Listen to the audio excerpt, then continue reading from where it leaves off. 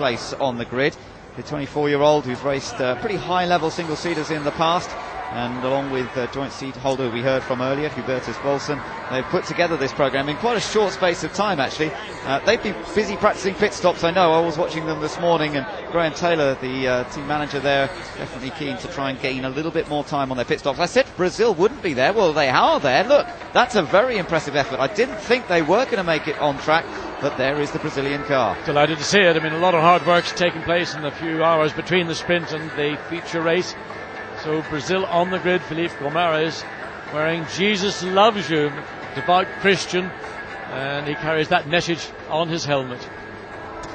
Well, that's good news that Felipe Guimaraes will be making the start of this one, so that's a really good effort by everybody in the pit lane to get those three cars repaired and ready to go for the standing start. As you mentioned, John, it is standing start this time, and we've heard from a couple of drivers today actually that they're still learning how to get the cars off the line to best effect. We know Robert Dornbos had a problem getting off the line in Chengdu, and that, I gather, was actually because he went for the clutch again. He thought it was going to bog down, and he actually dipped the hand clutch, and that's what caused him a problem. Yeah, it's a very much more sophisticated start up and start the race procedure than we had previously with the original A1GP car. It's a question of learning it.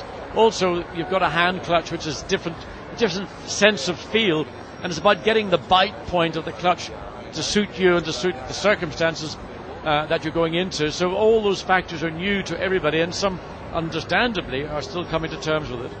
We saw Team Australia just a moment ago. They line up a little further down than they would like, but still an opportunity to score points. They're starting 13th, and that big news that we've talked about briefly this weekend, which is of course that A1GP will be going to the Surfers Paradise race next October, and for the next 5 years, or next 4 years after that. That really is a huge event in Australia, and A1GP is going to be a big part of it. Oh, again, going to the Gold Coast, southern Queensland, a lovely part of Australia, and so much activity up there, lovely weather, wonderful beaches. I mean, there's life in every aspect of that part of Australia. But we'll be going down under for the next race, not to Australia, but to this country, New Zealand, of course. Taupo will be the next round of the series. And I can guarantee you I'm going to be packing the travel fly rod with the time spent on Lake Taupo, some of those magnificent trout, just waiting for me to give them a good old workout on the end of the line. Well, I'm looking forward to going back to Taupo. It's a great circuit and a huge amount of support and enthusiasm for the New Zealand entry. We've got a great crowd there last year,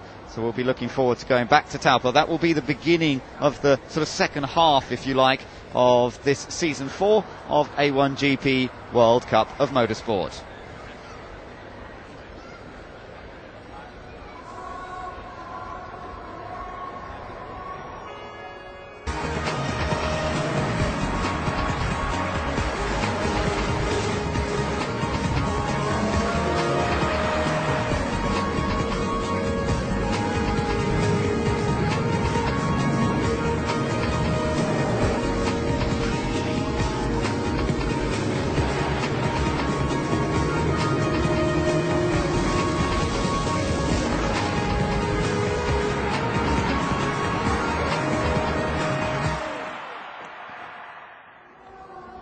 It's the third event of season 4 of A1GP. We're at Sepang in Malaysia, the fourth visit to this circuit. It's one of the regulars on the calendar, and it provides a tremendous test for teams and drivers alike. And we're looking forward to seeing how Ireland and Great Britain get on in particular. Those two will be starting on the front row of the grid. Let's take a look at the grid in a little bit more detail now, running all the way through. So it's Team Ireland on their first ever feature race pole position, and Adam Carroll will be looking to back up the sprint race victory that he had last time out in China and further promote Ireland's chances in the championship hunt. But alongside they've got Great Britain. Danny Watts showing very well once again. Second row, the surprise if you like, is Lebanon's Daniel Morad. Faraz Fawzi of Malaysia, the local hero, is next to him, and then you've got Portugal and the Netherlands on row 3. Row 4, India and USA, let's hope they steer clear of each other. France and China on row 5, Monaco and Brazil on the 6th row, followed by Australia and Indonesia. New Zealand a long way back, they're 15th, just with South Africa, then Mexico and Italy, and on the back of the grid now, courtesy of a penalty, Giuliani of Switzerland.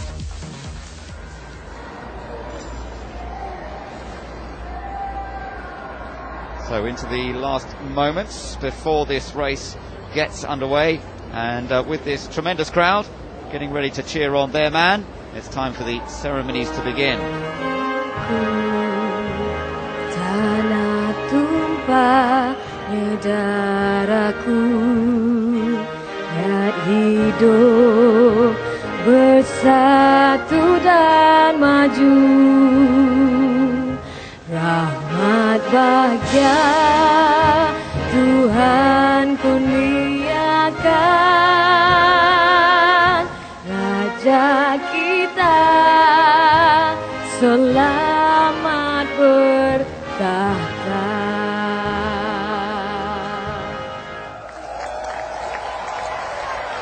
So the Malaysian anthem is sung, and Faraz Fauzi has thousands of people cheering on his every effort here. We're quite a long way further down the grid here, just looking at South Africa. They got involved in that little incident with Malaysia in the first race, but right back at the real tail end of the grid then here, this is where we are now. Italy down there, didn't qualify particularly well for this one, but there, your winner from earlier on, I wonder how far Neil Yarni can get in this race. Well, it's a long game, 69 minutes or 34 laps, and Neil Yarni knows that he cannot win this race in the first corner or even in the first lap, so they're going to do things that, it's just going to test the strategy of the pit wall as well as the patience of the driver. If he can find easy passes, he will do so, no doubt. On the opening laps, he should find it relatively easy to make some progress, but it's not entirely going to be down to Neil Yarni as to where he finishes up here this afternoon. No, they're going to have to play the strategy as carefully as possible, but up front there's a major risk that Team Ireland are going to be able to snatch the advantage. We'll have to wait and see, but first of all we've got to get these engines fired up in the official manner. Gentlemen, for the pride of your nation, start the engine. The announcement is given, the Chief Minister of Malaysia gives the word, and the engines are fired up. The little electric motors are plugged into the back of those Ferrari engines, and the V8s up and down the grid start to rumble away, fire up, and we'll be seeing them in action in just a few moments. Yes, and that noise just bouncing off the pagodas up and down the length of the pit straight and the return straight coming up into turn 15. And what a wonderful sight it is, a great circuit, such an advanced circuit. 10 years now it's been in existence, and it still really is thoroughly modern in every way. Remember, you can catch up with all of the action at A1GP.com as well. You can see what's going on in terms of the lap times, catch up with all the latest news and gossip as well. So watch it on the internet and keep up with all what's going on in A1GP. We're going to wait to see whether Team Ireland is going to be able to hold on to the advantage they earned in qualifying and take the victory here, but there's got a long, long way to go to find out if that's going to happen. They're about to wave the green flag on the formation lap. Watch for a few interesting practice starts here, John. Well, pretty good start from Adam Carroll and Team Ireland. Laid a little bit of rubber, but good drive forward, so he can repeat that. He is going to be odds on to get ahead of Danny Watts, who I thought was very cocky indeed the way he was in that interview, so he'll be doing his best to put Ireland under pressure, and then Danny, if he dives down the inside, Adam Carroll's got to be careful. You can't shut a door if you've got a car going for that closing gap contact will inevitably mean a trip into the pit lane. So as the cars head off on their formation lap, let's get a little bit of a thought from both our pit lane reporters, starting off with James Hinchcliffe. James, what are your thoughts going into this race? We've seen Neil Yarni dominate the first race, but he now starts right from the back. What can he do from there? But he is going to start from the back, but we saw the incredible pace he had. I mean, he was 10 seconds ahead of second place by the time he crossed the finish line. So you're definitely going to see him move up. You know that James Robertson on pit wall is going to be making some very, very interesting strategy calls. So I think we're going to see some impressive drives through the field, but you're also going to see a great duel between Ireland and GBR right up at the front. Yeah, I'm dead right with that one. Now, Diana, I know that you've been monitoring the situation at the Malaysian pit throughout the weekend. Do you think Faraz Fauzi is going to come back after that little bit of a disaster earlier? Well, it could possibly happen. I mean, the team have had a few gremlins over the weekend so far, but they seem pretty happy with the setup that they've got for this feature race, and so it will all be down to the pit stops on what he does out there at the start. Okay, yeah, thanks very much. He starts fourth, so much better up the grid. Yeah, but I think the key to the start of this race is going to be what Daniel Murad for Lebanon starts third directly behind Ireland. First time we've had Lebanon on a second row grid start, and that is really the unknown, the unpredictable factor. So what goes on around Lebanon may well have a bearing on those alongside Malaysia or Portugal and the Netherlands behind in the third row.